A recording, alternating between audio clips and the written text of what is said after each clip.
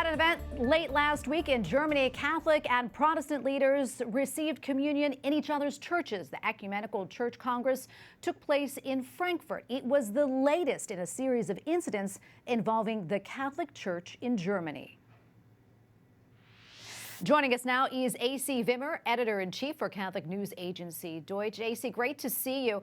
So what did the Vatican say about this event between Catholic and Protestant leaders in Germany? Well, we're yet to hear a final word about it. I can tell you behind the scenes, we've been doing an awful lot of research, of course, and some of the more senior voices and sources in the Vatican are telling us they're monitoring the situation very carefully, but they're holding back on making any final verdict or intervention because there have been a number, and the need not to exacerbate the situation is seen rather clearly, at least according to those sources in the Vatican.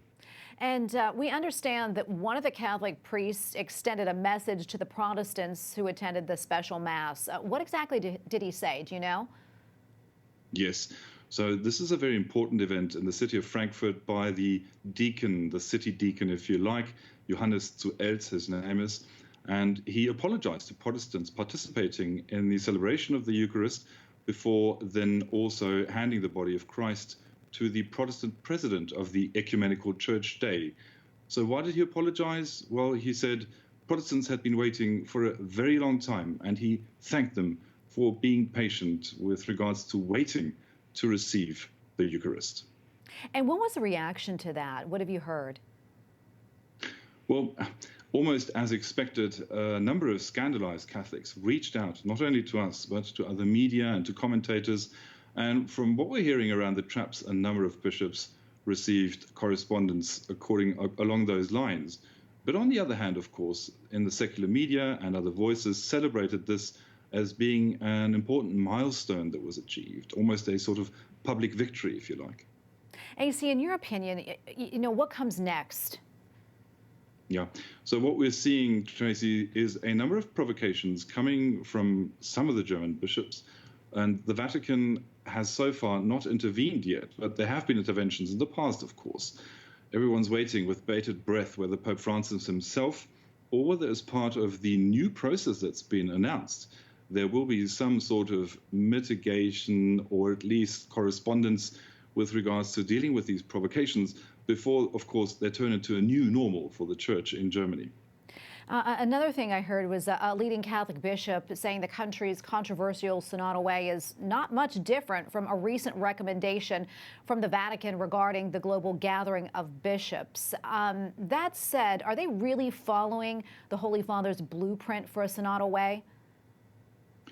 Well, I mean, that's to be argued given that the 4 topics they're dealing with in the 4 forums of the synodal process in Germany is sexual morality, the role of women in the Church, the role that power has and is exercised within the Catholic Church, and then the priesthood. Whether that is what the Holy Father has intended for the synodal process of the global Church, moving towards a synod on synodality, is of course subject to discussion, seeing as we do not quite know yet what the content is, since the local churches will be asked to participate with that exactly. So any announcement as to whether that might be the topic or not is perhaps a bit early or premature. We will have to wait and see. AC, before I let you go, is there anything happening that you know of sort of on the radar, any further events?